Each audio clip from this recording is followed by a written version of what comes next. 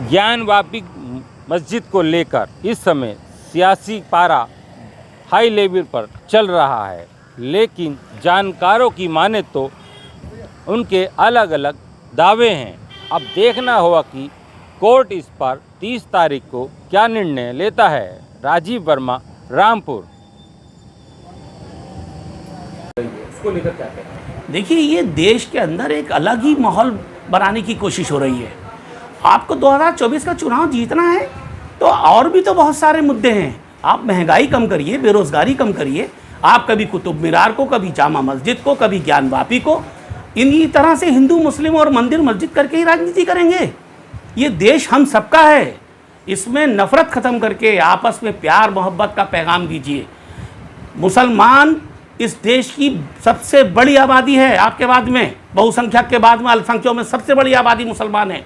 क्या आप उनको गिरा करके, उनको परेशान करके इस देश में शांति की उम्मीद कर सकते हैं? बताइए।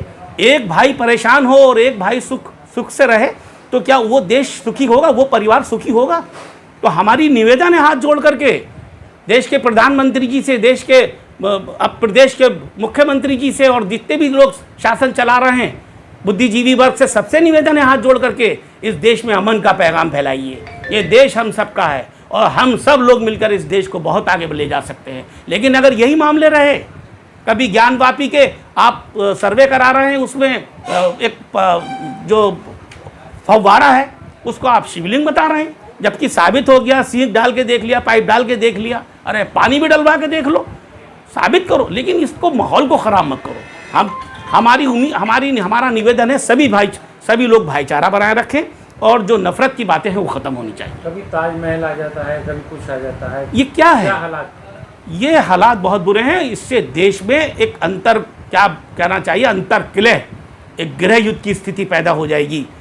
मैं देश के शासकों से अपील करना चाहता हूँ कि ऐसे माहौल मत बनाइए, वो व्यवस्था कायम कीजिए जिससे कि सब लोग खुशहाल हों, सब लोग तरक्की करें, हमारा देश आगे बढ़े। हम मुसलमान अपने देश पे मरने मिटने को तैयार हैं। बताओ कहाँ पे खड़ा करना है हमें, हम आपके साथ में खड़े होंगे। देश की सेना में अगर बात आएगी तो हम अपने सीने पर गोली खाने को तैयार हैं, अपने देश को कभी झुकने नहीं देंगे। लेकिन इस तरह की बातें करके हिंदू मुसलमान, मंदिर मस्जिद, कभी कुतुब मीनार, कभी ताजमहल, कभी कुछ, तो इससे देश का माहौल ख़राब होगा नहीं होगा? बताएं, खुद सोचें। एक देशवासी अपने सीने पर हाथ, मन पे, दिल पे हाथ रख करके सोचे कि क्या इससे देश का हालात अच्छे होंगे? क्या? नफरत का माहौल ख़त्म करो, मोहब्बत का पैगाम दो, हम सब एक हैं। और अगर बहुत ही ज़्यादा तुम लोगों हमसे परेशान हो या हमें बिल्कुल गड्ढे में डालना चाहते हो तो हमारा वोटों का अधिकार छीन लो और बताओ, लेकिन देश में खुशहाली रखो। हम इस देश के विकास के लिए, इसकी खुशहाली के लिए अपनी कुर्बानी हर रंग से देने को तैयार हैं। अगर वाकई तुम्हारा वो मंदिर है, साबित हो जाता है, तो हम आपका विरोध नहीं करेंगे। लेकिन अगर आप इसी तरह से बाबरी मस्जिद का भी मामला, फैसला आस्था के ऊपर हुआ है, जितने साक्ष्य थे वो बाबरी मस्जिद के लिए साबित हो चुके थे, लेकिन फिर भी हमने मोहब्बत का पैगाम दिया और कोई विरोध नहीं किया। देखिए, सुप्रीम कोर्ट ने जो आदेश दिया, हम अपने देश के न्यायालय की कदर करते हैं, इज्जत करते हैं। तो ऐसा कोई काम मत करो कि ये इज्जत जो है नफरत में बदल जाए और एक बड़ा बुरा माहौल हिंदुस्तान में पैदा हो जाए और नफरत का माहौल बनते बनते इस देश को गर्त में डाल दोगे आप। और मेरी निवेदन है कि देखो, नफरत का माहौल ख़त्म करो और विकास और खुशहाली के रास्ते पे इस देश को लेके जाना है, और वो हम सब लोग मिलकर ही लेके जा सकते हैं। आप हमें मार के, हमें परेशान करके, हमें सता करके चाहो कि देश की खुशहाली और तरक्की हो जाएगी, वो कभी भी संभव नहीं है। हम सब लोग मिल करके इस देश को आगे बढ़ाएंगे, खुशहाली और तरक्की में अपने देश को आगे ले जाएंगे। एजुकेशन पे ध्यान दो, बेरोज़गारी पे ध्यान दो, बहुत सारे मुद्दे हैं। सरकार तुम्हारी बन चुकी है, हम तुम्हारे साथ हैं भाई। कोई गलत काम होगा उसका विरोध करेंगे, सकारात्मक विरोध करेंगे, ताकि देश की खुशहाली और जनता की भलाई। बिना वजह का मुखालफत, बिना वजह का विरोध हम बिल्कुल कतई नहीं करेंगे। आप बढ़िए, आगे बढ़िए, हम आपके साथ हैं। अच्छा काम कीजिए, हम आपके साथ हैं। ये नफरत वाली राजनीति खत्म होनी चाहिए, प्लीज़। बहुत बहुत धन्यवाद। आपकी क्या राय है? ज्ञानवापी मुद्दे पे मेरी समझ से तो सबसे पहले कोर्ट को पुरातत्व विभाग का ओपिनियन लेना चाहिए कि पुरातत्व विभाग उसमें क्या कहता है, कितने पुराने हैं ये मंदिर है, मस्जिद है, कब से बनी है, या पहले इस पे क्या था। तो सबसे मेन चीज़ आती है पुरातत्व विभाग का ओपिनियन। तो पहले अगर वो पार्टी नहीं है तो कोर्ट को ये देखना चाहिए कि उनको पार्टी बनाया जाए और उसके बाद ही कोई उनकी रिपोर्ट के आने के बाद ही कोई निर्णय लिया जाए। जिस तरीके से अब देश में चल रहा है, कभी ताजमहल है, कभी मथुरा है, ज्ञानवापी है, क्या लगता है कुतुब मीनार है, किस तरीके से माहौल चल रहा है देश में? देखिए, इसमें अभी हाई कोर्ट ने ताजमहल वाले मुद्दे को लेकर काफ़ी कुछ कहा है कि पहले हिस्ट्री पढ़कर आएँ, उसके बाद बात करें। इसी तरह से कुतुब मीनार का मुद्दा है, तो ये तो हम क्या सभी लोग बचपन से, हमसे पहले वाले लोग भी बचपन से अपने पढ़ते चले आ रहे हैं कि इसकी हिस्ट्री क्या है। तो जिन चीज़ों की हिस्ट्री हमें मालूम है उनके बारे में अगर आप मुद्दा करेंगे तो इसका मतलब ये है कि आप समाज को एक गलत संदेश, गलत दिशा में लेकर जाना चाह रहे हैं। तो इसीलिए जनहित में होना चाहिए, जो भी काम हो वो जनहित में हो, उसमें किसी को परेशानी नहीं होती है। और कोर्ट को भी ये देखना है कि वो जनहित में हो रहा है या नहीं हो रहा है, इससे समाज में क्या फैलेगा, उस चीज़ को रोकने के लिए। अभी राम मंदिर का मुद्दा ख़त्म हुआ है, उसके एक करंट अफेयर है वो भी, उसके बाद ये सब बातें होना, ये एक नए मुद्दे निकल रहे हैं। तो इसमें ज़रूरी है कि पुरातत्व विभाग को पार्टी बनाया जाए और वो अपनी रिपोर्ट लगाएं। इसमें उनकी जो भी चीज़ मिलती है कि कितनी पुरानी है, कहाँ से आई है, वो चीज़ है भी या नहीं है, ये भी चीज़ एक मेन चीज़ है कि जो चीज़ को दिखा रहे हैं वो वहाँ पर था भी या नहीं था, ये कब से स्थापित है। मुगलों को लेकर जो बात चल रही है कि उन्होंने पहले मंदिर तोड़ दिए, तो उसको लेकर क्या था? मुगल्स में औरंगज़ेब के बारे में तो ये सुना जा सकता है कि उन्होंने ये काम किया था, मगर उन्होंने मज़ारात भी तोड़े थे, मंदिर भी तोड़े थे, क्योंकि उनका मानना ये था कि अगर धर्म है तो वो सच्चा होना चाहिए, जो धर्म है वो सच्चा हो। तो इस वजह से उसने ये काम किए थे। तो ये तो मालूम ही है कि मंदिर तोड़कर मस्जिद बनवाई गई थी। तो जहाँ जहाँ वो चीज़ है, अगर पुनः स्थापित करने में अगर जनहित इसमें ही है, अगर पब्लिक को इसमें फैसिलिटी महसूस होती है, और वो ऐसी मस्जिद है जहाँ पर कोई नमाज़ पढ़ने नहीं जाता है। मुस्लिम्स में भी ये है कि अगर जहाँ ऐसी मस्जिदें जहाँ पर कोई नमाज़ पढ़ने नहीं जाता है, काफ़ी टाइम से बंद पड़ी हैं, तो उनके होने से कोई फ़ायदा नहीं है। तो अगर इस पे रिपोर्ट आती है और कोर्ट इस चीज़ को सही समझता है तो कोर्ट देखेगा इस चीज़ को, अदरवाइज़ इसको समाज में गंदगी फैलाने के अलावा और कुछ नहीं है। इसलिए ये मुद्दे नहीं उठना चाहिए तो ज़्यादा अच्छा है। ज्ञानवापी मुद्दा चल रहा है, क्या मुद्दा है और किस तरीके का इसमें विवाद जो है सामने आ रहा है? देखें, ज्ञानवापी एक मस्जिद है जो लगभग 500-600 साल पहले बनाई गई होगी, जब मुग़ल शासन था।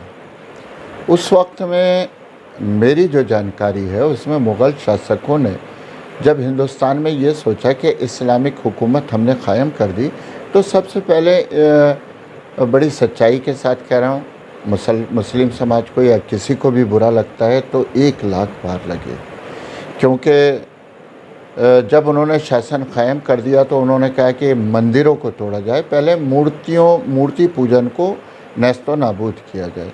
तो उन्होंने मूर्ति या तो तोड़ी, साथ में मंदिर भी तोड़ा, और उसके ऊपर सितम ज़रीफ़ी ये, उसके ऊपर जुल्म ये कि उसके ऊपर मस्जिद की तामीर करा दी। जब उन्होंने मस्जिद की तामीर कराई तो उस वक्त के जो राजा थे, शासक थे, उन्होंने भी उनका साथ दिया, जबकि ये बता देना चाहिए था कि जहाँ पर भी मूर्ति पूजन होता है या जहाँ मंदिर होता है उसके ऊपर मस्जिद को नहीं बनाया जा सकता। हाँ, ये ज़रूर है कि परिप्रेक्ष्य देखा जाता है, जैसे इस्लामिक कंट्रीज़ हैं, तो लाजमी सी बात है कि हिंदुस्तान था, हिंदुस्तान में वो लोग आए थे और किस शक्ल में आए थे ये भी लोग जानते हैं। दूसरी बात क्या है कि मुसलमान जो हैं वो मुग़लों को अपना वंशज नहीं मानते। इस दौर के मुसलमान जो उनको अपना वंशज मानते थे वो बांग्लादेश और पाकिस्तान चले गए। हम अपना वंशज ख्वाजा गरीब नवाज़, अमीर खुसरो, रहीम खाना और इन जैसे अपने साबिर कलियरी, निज़ामुद्दीन को मानते हैं। हम उनके वंशज हैं जिन्होंने इस्लाम तलवार के ज़रिए नहीं बल्कि प्यार के ज़रिए फैलाया था। तो आपका मैं बताता चलूँ कि जब हिंदू कौम जागृत हुई और आज़ाद हुआ देश तो सबसे पहले उन्होंने अपने जो मंदिर तोड़े गए थे और उसकी डिमांड रखी। तो ये मुद्दा बहुत पुराना है कि जो मंदिर तोड़कर मस्जिदें बनाई गई थी उनको पुनः मंदिरों में स्थापित किया जाए। अब क्या होता है कि ये ज़मीन जो होती है वक्फ बोर्ड की होती है, औक़ाफ़ की होती है। वक्फ बोर्ड और औक़ाफ़ सरकार में आता है, उसको क़ानून ने एक जगह दी है। तो लाज़मी सी बात है कि ये चीज़ें जो मस्जिद हो उसमें मुसलमान नमाज तो अदा करते हैं, लेकिन वो संपत्ति वक्फ बोर्ड की होती है। तो हिंदुओं की जो डिमांड है, जो सनातनियों की डिमांड है, मैं समझता हूँ कि वो जायज़ डिमांड है और वो सरकार और क़ानून से डिमांड कर रहे हैं, ना कि ज़बरदस्ती किसी भी मस्जिद को छीन रहे हों। बात करते हैं जिससे कि ताजमहल का मुद्दा आया, जी। ज्ञान वापी का आया, मथुरा का आया, कुतुब मीनार का आया, तो क्या ये सियासत है या वाकई में ही यह ध्रुवीकरण है सियासत? देखिए और ऐसा बैंक है, बोले। हाँ बिल्कुल मेरी समझ में आ गया। ताजमहल हो, कुतुब मीनार हो, जामा मस्जिद हो, लाल किला हो, ये जो है ये मुसलमानों की संपत्ति नहीं है। बड़ी ज़िम्मेदारी के साथ कह रहा हूँ, बुरा लग रहा होगा आपको, 100 बार लगे, लेकिन सच्चाई से डरिए मत। अगर आप सच्चाई से डरेंगे या झुठलाएंगे तो अल्लाह के यहाँ भी मुँह नहीं दिखा पाएंगे, समाज में भी नहीं दिखा पाएंगे और इस हिंदुस्तान में भी नहीं दिखा पाएंगे।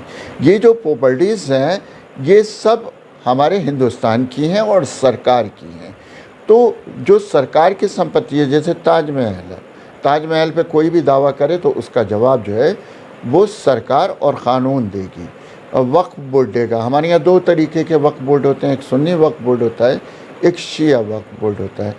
तो दावा करने वाले दावा करेंगे, इसमें जो राजनीतिक रोटियां सेकते हैं, ओवैसी हों, जमातुल उलमाए हिंद हों, मुस्लिम पर्सनल लॉ बोर्ड हो या XYZ कोई भी हो, उनको सियासी राजनीतिक रोटियां नहीं सेकना चाहिए।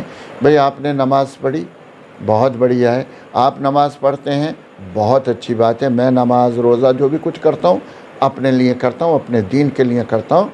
और सबसे बड़ी बात यह है कि मैं इंसानियत कैसे ज़िंदा रहे, कैसे लड़ाई झगड़ा मुल्क में अमन व अमान ज़िंदा रहे। इस वक्त में सबसे ज़्यादा मुस्लिम समाज को सोचने की ज़रूरत है कि मुल्क में अमन व अमान, भाईचारा और मुल्क कैसे तरक्की करे, इसके लिए सोचना है, ना कि कुछ राजनीतिक दलों की, सियासियों की और मुस्लिम पर्सनल लॉ बोर्ड और XYZ जो बोर्ड हैं इनकी बातों में आने की ज़रूरत है।